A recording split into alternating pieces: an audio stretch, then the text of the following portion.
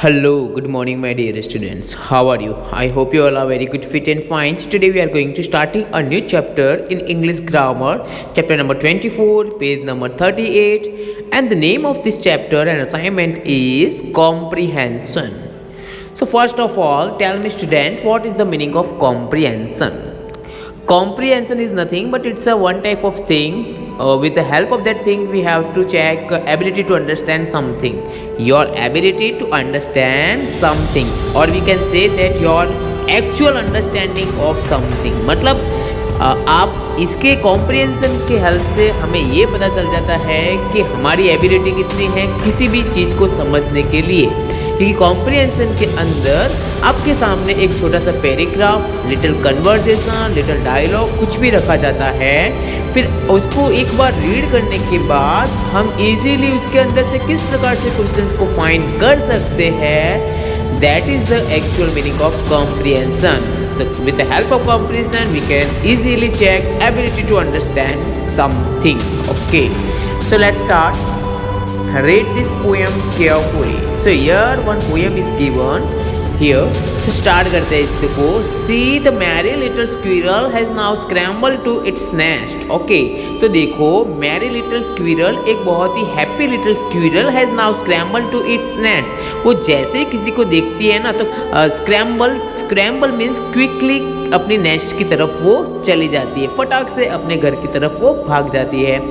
Right, you can see here the picture of a little merry little squirrel. Okay, now the second one that is and the funny prickly hedgehog seek a cozy place to rest. मतलब ये जो funny prickly hedgehog होता है ना, prickly hedgehog means जो कांटेदार चूहा होता है ना, सिक्स मतलब ढूंढना. तो कांटेदार चूहा ढूंढता है, क्या ढूंढता है? अ कॉजी प्लेस टू रेस्ट. कॉजी मीन्स आरामदायक प्लेस. वो आरामदायक जगह ढूंढ रहा है उसको आराम करने के लिए, सोने के लिए. Okay, so the frog has now a frog has found a blanket in the pool so dark and deep. और जो फ्रॉग होता है ना वो तालाब के नीचे की तरफ, अंडर डीप, बहुत ही नीचे की तरफ जहाँ पे अंधेरा होता है चारों तरफ, वहाँ पे क्या ढूंढता है? एक ब्लैंकेट ढूंढ लेता है. और वो ब्लैंकेट कैसी होती है? वो पानी की लेयर होती है, वो ढूंढ लेता है और वो भी आराम से जाके वहाँ पे रेस्ट करता है. While the drowsy little mouse too has safely gone to sleep. Drowsy means होता है जो नींद से भरा हुआ होता है, उसे वो लेजी पर्सन होता है ना, like that. While the drowsy little mouse, और ये जो लेजी लिटिल चूहा भी है ना, वो भी आराम से अपनी जगह ढूंढ लेता है और आराम से it was also going for a sleep. Okay, so here you can see here, if I go to pay a visit to the house of the snail, so I shall find his doorway covered with a shining coat of mail. Okay, so if I go to pay visit to the house of snail, कि जब हम जाते हैं snail के घर की तरफ, here you can see a picture of snail, तो हमें वहाँ पे क्या दिखता है? हमें वहाँ पे उनके दरवाजे के ऊपर क्या दिखता है? covered with a shining coat of mail. shining coat of mail जो ये टॉर्टोइज का अपर पार्ट है ना, you can see here जो शाइनिंग कर रहा है उसका कवर पार्ट, उसको हम कहते हैं कोट ऑफ मेल. उसका कवच हमें दिखता है उनके दरवाजे के ऊपर. तो while at the bottom of his home so dull and dik, while at the bottom मतलब ये जो है ना, जो हमने देखा ये जो स्नेल, उसका घर कैसा होता है? पूरा डल एंड डीक होता है ना, पूरा बिखरा हुआ होता है और बहुत ही बड़ा सा घर होता है. Now the mole is hidden deeper than a little boy can dig. Okay, so जो मोल होता है, मोल आपने देखा है कभी? You can see here a picture of मोल.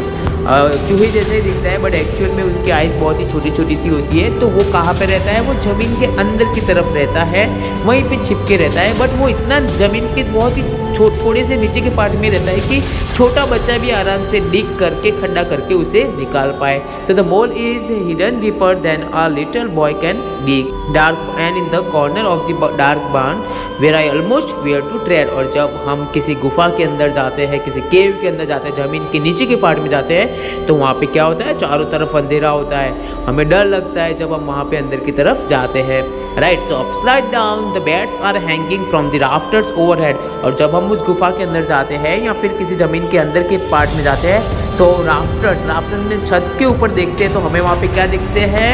हमें वहाँ पे दिखते हैं बेड. ओके। और बैट्स क्या करते हैं, हैंगिंग करते हुए रहते हैं, वो लटके हुए रहते हैं। कैसे लटके हुए होते हैं, अपसाइड डाउन, मतलब उल्टे सुल्टे लटके हुए रहते हैं, right. So upside down the bats are hanging from the rafters overhead. And my little friend the tortoise, no I cannot find today। और मेरे जो tortoise friend है छोटा सा, उसे मैं आज ढूंढ नहीं पाऊंगा। क्यों? Because neath the leaf mold in the garden he is hidden right away। neath means नीचे की तरफ, leaf mold मतलब जो सड़ी हुई जो leaf होती है वो बहुत सारी हो जाती है, तो अगर हम वहाँ पे अपना पैर भी रखते हैं तो हमारा पैर भी नीचे की तरफ चला जाता है। तो लीफ मोल्ड मीन्स जो सड़ी हुई पत्तियाँ होती है उसका पूरा ढेरा, राइट। तो वहाँ पे टॉर्टोइज छुप गया है, वो गार्डन में है और वहाँ पे छुप गया है, तो मैं उसे इजीली आज ढूंढ नहीं पाऊंगा। So this is a little comprehension which are given on page number 38। Now with the help of this comprehension we are going to solve these questions which are given here। Where are the beds? So we can say that the beds are upside down। And how are they hanging from the rafters? So they are hanging from the rafters overhead। And who has climbed to its nest? So the little squirrel has climbed to its nest। And where is the tortoise hidden? So the tortoise is hidden beneath the leaf mound in the garden। And whose home is very tall and big? So the snail's home is very tall and big। And what does the hedgehog do? So hedgehog seeks a cozy place to rest, okay। So the remaining portion we will complete it in our next session. So till then, bye bye, take